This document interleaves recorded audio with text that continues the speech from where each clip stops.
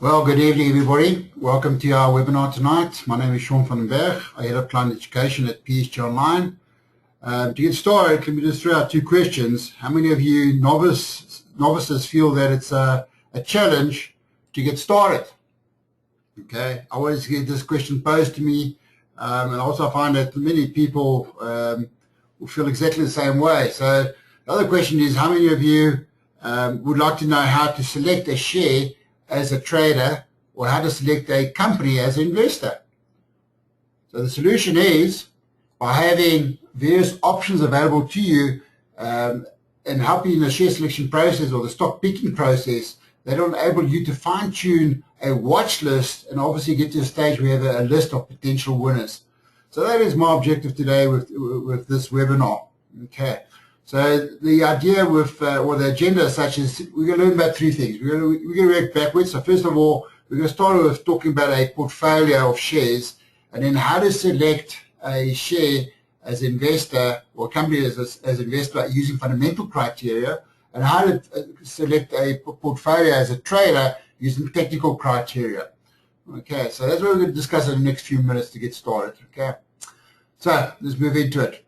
If you go to a financial advisor as a novice investor, the advice most of the time you'll be receiving is to create a diversified portfolio of unit trust and exchange traded products.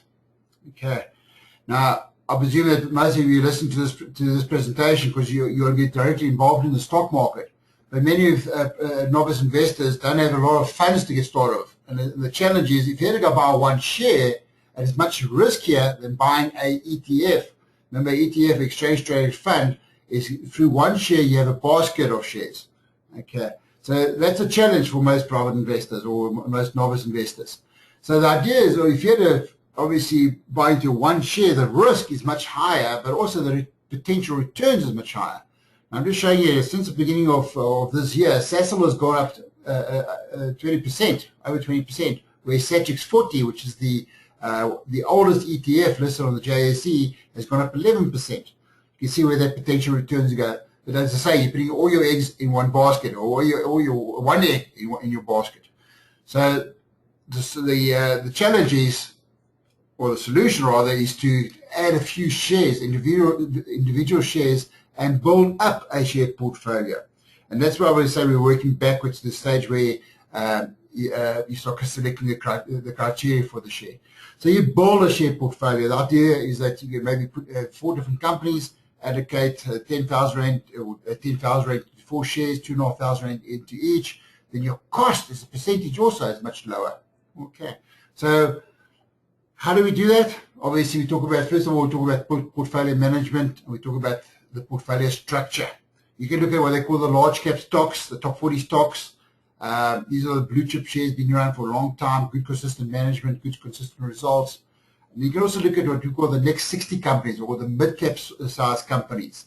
Also good quality companies, obviously they're slightly more riskier than compared to the big blue chip shares. And then anything not in the top 100, we at PSG consider as small cap stocks. And obviously these shares are considered much more riskier because some of them are not so liquid or tradable. Okay, so it's out of these groups of shares that you'll structure your portfolio ultimately. Okay, we also talk about portfolio management and using what we call diversification to manage risk. So we talk about spread of your portfolio.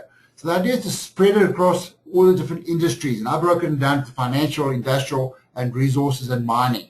And within those different industries, you want to choose between 3 and 5 different sectors, and out of those 3 or 5 different sectors, between 8 and 12 different shares. And that's ultimately what your share portfolio will be consisting of. Okay.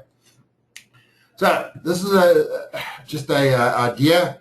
If you had 100,000 Rand, you can allocate. Try to bring in my little cursor here quickly. My spotlight. You allocate 50% of your funds, maybe to 4 large cap companies. Okay, so allocating roughly 12.5% per share. Okay. And then also the idea is diversified along the lines of industry. So these might be a financial share, that might be industrial share, that would be another resource stock, and that might be another industrial company. And allocate 40% of your funds to the mid-cap stocks. In other words, you're allocating 5% to 8 different companies. Okay, so you're allocating less funds to more riskier stocks. Okay, If you add it up, what's missing? We get 50 plus 40, we equal to 90. What's missing is maybe cash. And this is also might be part of your strategy to keep maybe 10% in cash. Why? Because what happens if an opportunity comes along, you fully invested, now you have to sell one of your shares in your portfolio, and you'll be selling for the wrong reason. Okay. Obviously, over the period of time, you'll also be getting dividends, which is the income from the companies paid out in form of dividends, and you can also use that to add to the shares in your portfolio. Okay. But the point I'm trying to make here is the structure of the portfolio and the spread. This is where we ultimately want to get to. Okay. So that's what I meant when I said right in the beginning we're going to work backwards and from there. Okay. So there's two approaches to selecting a share. You use what they call a top-down approach. And according to the Investopedia website, this involves looking at the big picture. Look at the big picture first, and then from there chunking down. So we look at economic analysis, we look at the economy is doing well, and all the things that can affect the economy. Within that within the economy, we look at the best industry, where's the growth as such within that industry, the best sector, and as I say, we just chunk into smaller components. Ultimately, getting to the stage where we're looking at the individual companies. Now, this is ideally, a top-down approach is ideally for a trader, and they'll incorporate this into their trading system. Okay, that's what we call a top-down approach. As an investor, we use what we call a bottom-up approach. So this is where we de-emphasize the economic cycles and the market cycles, and we focus on the individual shares itself. And then from there, we look at everything we need to know about that company. Look at the products and services, but more specifically, its financial statements, and from there, compare it to its sector, and maybe and compare it to its peers. This is what we call a bottom-up approach, and this is more the investor approach. And this is the approach we use at PSG Online, a lot to do with our value investing approach. Okay. So, how do we get started? Just some ideas for you. Start with an industry or company that you might know, that you may know. So, bottom line, you want to look at the health of the company. So, the value depends on the health of the company, and we're going to look at various criteria with that. So, a good place to start would be the companies that you are familiar with, the favorite brands. You know, all of us have cell phones. You might be with MTN or Vodacom. Okay, start with that. You might like to shop at Woolies compared to shopping at ShopRite or shopping at Spar. Okay. My background as such, I'm a restaurant manager. I used to be a Spur manager with Spur many years ago. That's how I first started. I started specializing in the sector I knew, and from there I diversified out. So that will help you put the company's earnings results or the earnings reports into context. Okay. Also, you want to avoid the hype, chasing the hot stocks, the companies that are in the newspapers all the time. Because there's momentum behind them, and those stocks will be flying up higher and higher. It might be too late to buy those stocks. You need to understand why a company is making money. Okay, so just be careful of chasing the hot stocks because you can get your fingers burned. Excuse the pun. Also know what kind of company you're considering buying into. A growth company, for example, those restaurant companies, the famous brands, the franchise group, those are growth stocks. They're growing very much higher than the average of the market. You must understand that kind of growth compared to a normal established company, that growth company might be considered expensive. And we'll talk about how do we know it's expensive. We'll look at various criteria just now. But ultimately, one of the best ways of looking at opportunities is to look for undervalued shares. And this is used, the old way of looking at it is what we call price-earnings ratio. We consider any company that's trading on a PE below 10 as cheap, any company trading on a PE above 20 as expensive. And you'll see in the next slide, a few slides just now, where the market is trading at the moment. That's one of the first criteria you look at. Secondly, obviously, when you look at a company's PE ratio, you want to compare it to its peers. Is the share cheap or expensive compared to its peers? You'll see some examples coming up just now. Cheap is not always good, and expensive is not always bad. Cheap can mean that the company is growing less or actually slowing down, whereas a company that's expensive is growing and people are willing to pay up more for that company. People buying those shares up because they expect it to be worth more later. So that's why I'm saying look at the value combined with the expectations of future growth or future earnings. Combine those two together as a criteria to buy shares. Okay. So yeah, I'm looking at the retailers. We're looking for Sheeny, Truworths, and Mr. Price. Okay. You see the price there, and let me bring my cursor back in again. The spotlight, most people say, whoa, Mr. Price is trading at 196 Rand 67 cents. Remember, it's always in cents. And I might consider that is expensive. Word of advice, never buy a share just on price. You want to look at value. So when I talk about value, one of the first criteria would be to look at the PE ratio. As I mentioned just now, anything below 10 we consider cheap, anything above 20 would be expensive. So in this scenario, Mr. Price is very expensive compared to its peers. Okay. Moving forward to the next slide. Yeah, we're looking at the graph now. This is looking at Mr. Price. This is just looking at the historical price over the last 3-4 years. And this is the PE ratio. As I say, we're trading around about 24. Very expensive. Compared to Mr. Price, to Truworths and to Truworths and to the Fashini groups, you can see the share price is coming off. This is on Truworths, whereas Truworths, the PE ratio, we're hovering about 12.5. The Fashini group as such, the share price is still high. We can maybe anticipate a pullback and profit taking soon, whereas the PE ratio relative to Truworths ratio is very similar.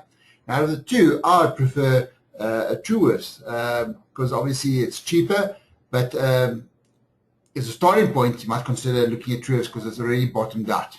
Okay, so even both those shares might be a good opportunity to look at. Here we look at the construction sector.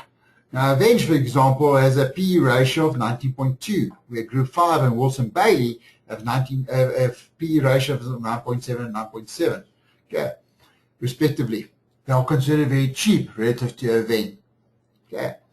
So again, look at the graphs. There you can see Aveng's share price is coming down, but the PE ratio is still going up. But you must understand, if you look at historically what's been happening with Aveng, Aveng has come off a very low base. So the price is down, but still very expensive. Okay. So Warren Buffett's got a saying, price is what you pay, and value is what you get. This is a classic example. Okay, so still won't rush out and go buy Aveng. I'd rather look at a company like Group 5. You can see it's pulled back nicely, and it's trading on a PE of below 10, and Wilson Bailey trading roughly at about, what's that, 12.5, 12. Okay, so it's very cheap. So both these companies are trading at the bottom of the cycles on the price, and relative to the price earnings ratio are considered cheap. Okay. So that's one of the old ways of looking at it. So we go one step further now. We're bringing what they call the PEG ratio. What is the PEG ratio? Again, if I bring my little cursor in here, at the bottom here, the PEG ratio, all it is the PE ratio divided by the HEPS growth percentage. So I'm taking the 12.3 divided by the 14, and I get a PEG ratio of 88. Okay. We consider anything between 35 and 75 on the PEG ratio as undervalued.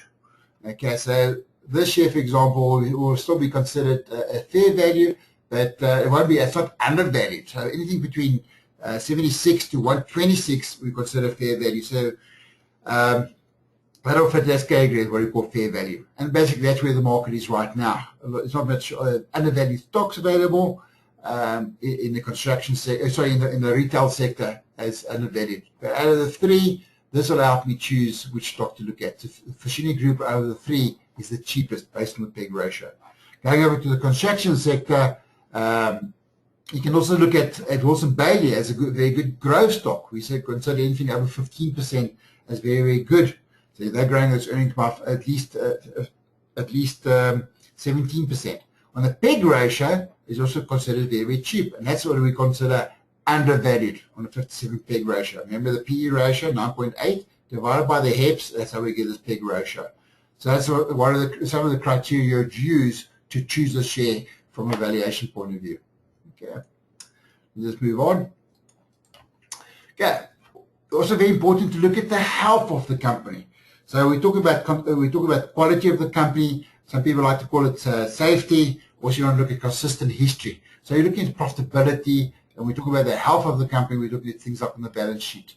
So it's very important to look at it.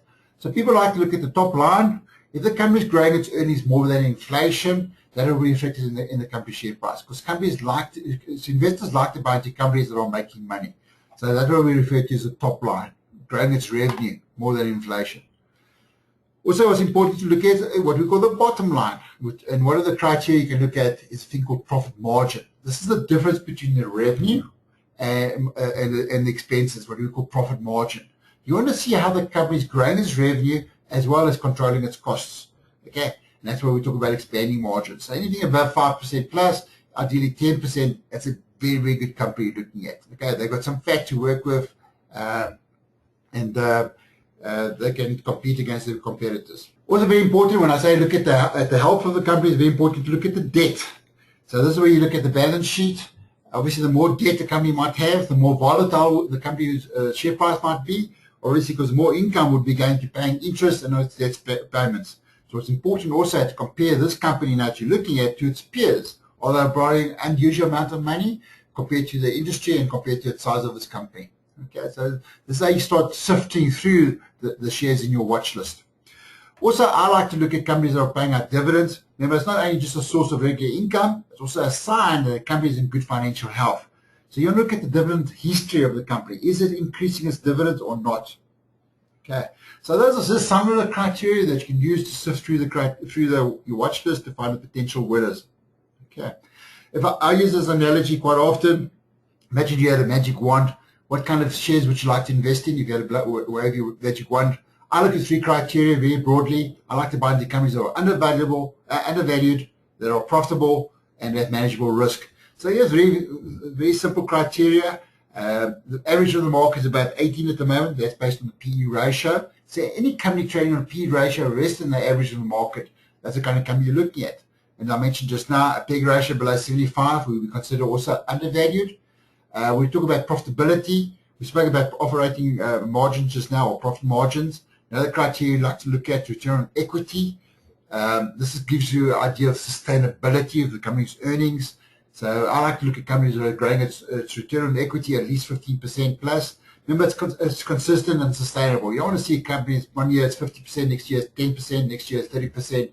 I'm looking at consistently growing its return on equity because that will be reflected in the share price. The share price steadily going up. When it comes to risk management, we spoke about debt equity just now. I prefer to look at a thing called interest cover. It's how many times we can pay the interest bill out of earnings. And for a large cap company, we like to look at an earnings cover of 3 times. Yeah, as long as I can cover the interest bill 3 times out of earnings, we say it's manageable. For a small cap company, you might look at 5 times interest cover. Okay. On our website, we have a thing called the value filter. Based on those 3 criteria, I just said now, we'll spit out a list of shares for you. You can see the PEG ratio, the first little column colored in here. I mentioned just now that most of the market is fairly valued, but this list of shares shows you these shares are still undervalued based on PEG criteria. These are companies growing more, its return on equity more than 15%, and there's your interest cover. Okay, so all these are the shares that meet that criteria. So these are the kind of shares I'll put into my watch list now, and from there, go do further investigation. When I say do further investigation, you click on the share code. In this example, takes you to what we call the share info page. And from the share info page, I can read out more about the company. So this is your first starting point. Here's Wilson Bailey, we spoke about just this now. This is a one-pager written by our research department.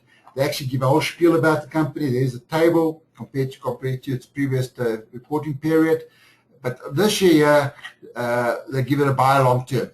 And then you'll see on the recommendation why. So you can compare your analysis to our research department. It's a starting point. The best source of information for you as an investor is to actually get hold of the company's financials, go to the company's website, and download the PDF version of the company, and you go do your own analysis. Okay, so this is how you start selecting a share to buy. Okay, what not to do when buying a share. I mentioned just now, do not buy a share or price alone. Understand why a share has fallen. Okay, there's a lot of examples on the market. Let's use African Bank, for example. Obviously, investors don't like what's happening with the company, and that's why they're selling off the shares. You need to understand what will make a share turn around, what will make a share rebound. Those are the kind of things you want to look into. Okay, so don't just buy it alone because the share price has fallen. You think the share's cheap on price. Okay, it was 10 Rand, or its shares traded at 10 Rand, it was once upon a time at 40 Rand. Don't just go on price alone. Do some background investigation. Second, obviously, I just mentioned that you don't want to look at just at the analyst recommendations. Sometimes they are more biased towards buy ratings, but it's also very important to look at sell ratings. When an analyst gives out a sell rating, a red flag should go up. This should be an early warning. So be aware of those kind of things. Okay, keep your eyes open. Yeah, remember, you use it, don't just go blindly on the analyst recommendations, but you're going to compare it to your analysis to give you that confirmation as such. Don't be surprised by the volatility of a share. Remember I mentioned just now, individual share can be more volatile than an ETF, like a Satrix.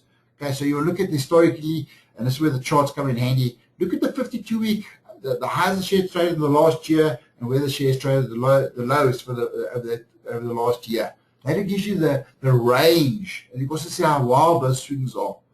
Okay. A lot of the shares now are breaking up above their 52-week highs, and those are opportunities also. So go look at historical price data just to see, give you a bit of perspective as such. But also very important, obviously from an investment point of view, you remember the strategy is a buy and hold strategy. You don't want to be in a situation where you want to sell for the wrong reasons. Okay? But you also want to avoid panic selling because of the short-term moves in the market. I believe you know, document the criteria, document the reason for buying the share. If I buy into a share, my original decision has changed. For example, use the example of Cecil. I buy into the company because I believe it's an intellectual property company, not only an oil company.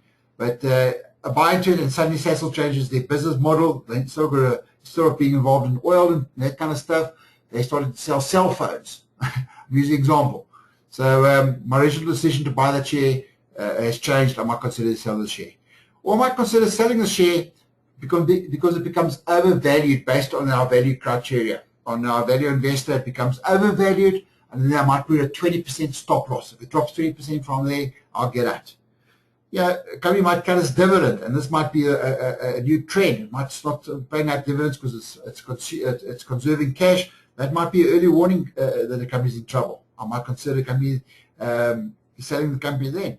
Well, analysts downgrade. They also foresee that the trend for this company in the next few years is dismal. Whatever the case might be, you want to get out. Or the company just falls to a certain level, you decide to get out. Obviously, technical trading is different to what we call investing. Trading, you're looking at more support and resistance levels and triggering stop loss. This is more pertinent for an investor. Okay. So we talk about trading and technical criteria. Depends on your time frame. How long you want to hold the share for? Remember, the difference between an investor and a trader is the holding period. Okay, the time period. We have three different styles of trading. We talk about a position trader. This is more what I call an active investor. You're holding the share from a few months to a few years. Okay, but remember, it's not a buy and hold strategy. So you're still taking advantage of the cycles in the market. Some of you might be what we call swing traders. This we hold from a few days to a few weeks. Okay, and then some of you might be what they call day traders. You're holding the position intraday. You're too scared to hold a position overnight. This is more for the derivative traders, the index futures traders, or as the currency futures. Okay, swing traders, you can do it with equities, but obviously you need much more funds available to make it worthwhile because of the costs. So that's why derivatives trading, like single stock futures and CFDs, all those kind of things are more applicable to the swing trader. Okay. So your trading style will depend on quite a few things. Obviously, the risk capital, your account size. The more funds you've got, the more flexibility you've got, the amount of time. Okay, the more time you've got, then you must become a trader. The less time you have, then rather be an investor. And obviously, when it comes to trading and things like that, experience is very, very important. That's why it's always important to use a trading simulator to gain the confidence. And you start picking abilities, but also to test your trading style and your trading strategy. And I know that the JSC website has a facility where you can trade all those derivatives in a risk-free environment. Okay, so trading all comes down to also your personality. Not everybody's out to become a trader. You know, you lie in bed at night and you're worried about your money lying in your trading account, then trading's not for you. Okay, so it comes down to your risk tolerance. That's the relationship with that risk capital we're talking about just now. Okay. Again, if I had to use a magic wand, what kind of shares would I like to trade? I like to trade into the three criteria I like to buy into is that the share must be trending up. In other words, it must be in a bullish trend. And the criteria I use there is what I call cycle analysis. What cycle are we in? Primary cycle? Are we in a secondary cycle? Or, you know, are we in a long-term bull market, long-term bear market? within those long-term primary cycles on established, are we in a correction or rally? And one of the easiest ways to pick that up is use tools like moving averages. I like to use a 50-day and a 200-day moving average to help me determine are we in a bull market or bear market. So obviously in a bull market, if you're trading derivatives, that'll help you more to establish a long position. If you're trading below the 200-day moving average, we're in a bear trend, and I should be more on the short side. But as from an equity point of view, obviously I want to be in a market that's trending up. Within that long-term cycle up, market still moves up and down. So we talk about overbought and oversold. Overbought at the top of the cycle, oversold at the bottom of the cycle. This is where you use various technical indicators now to help you in your timing, getting you as close to the bottom of the cycle as possible, and obviously getting you as close to the top of the cycle as possible.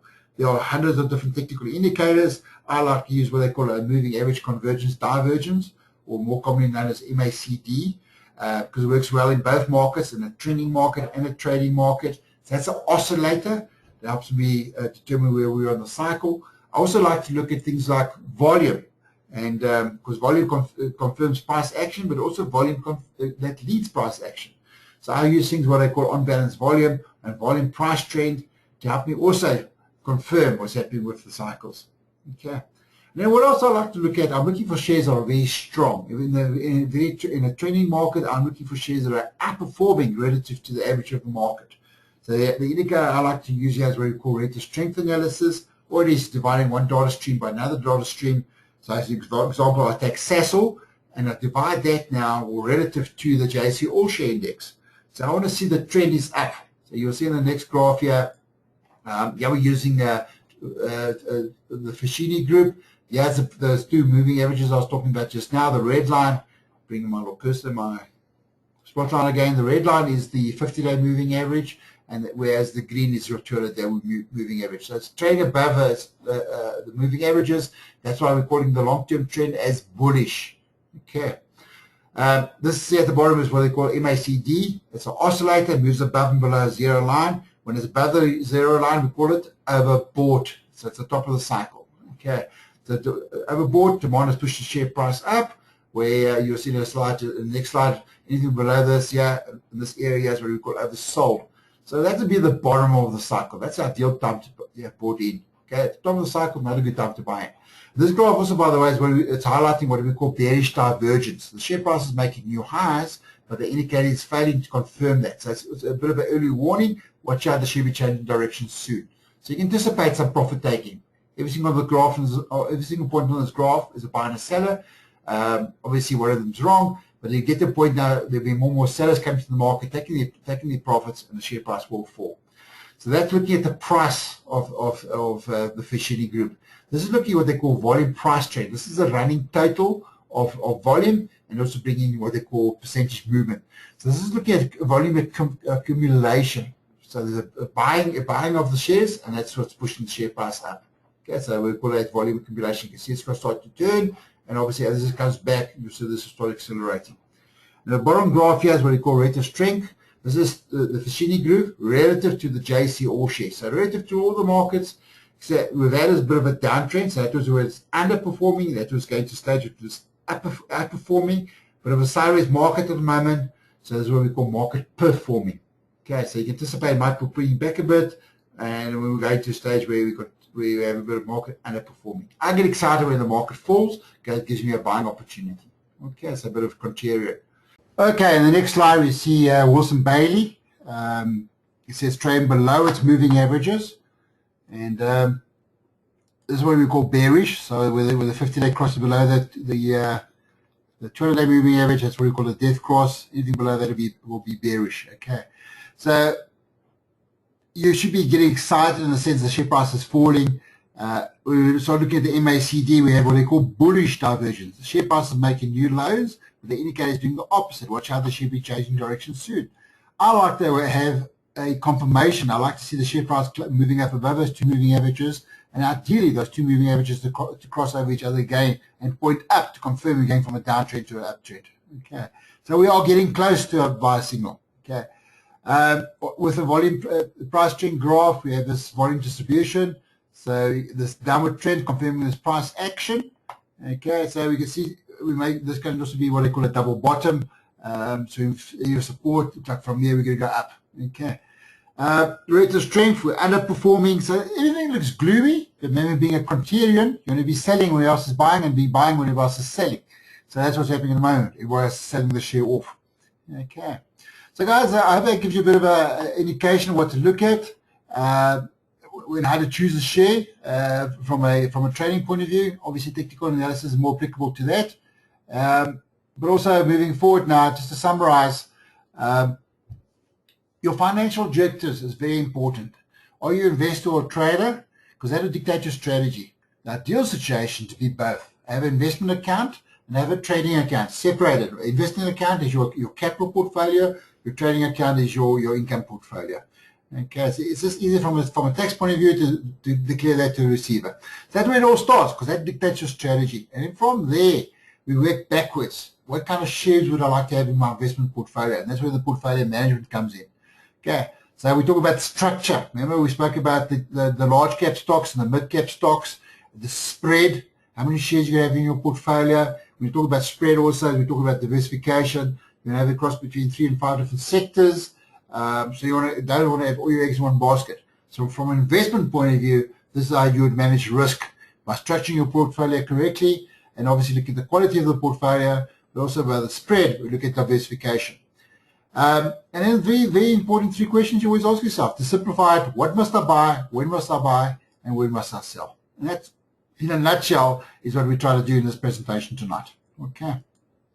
So when we talk about fundamental criteria from an investment point of view, I always like to wave the magic wand. What kind of shares would I like to invest into? I like to buy into shares that are undervalued, profitable, with manageable risk.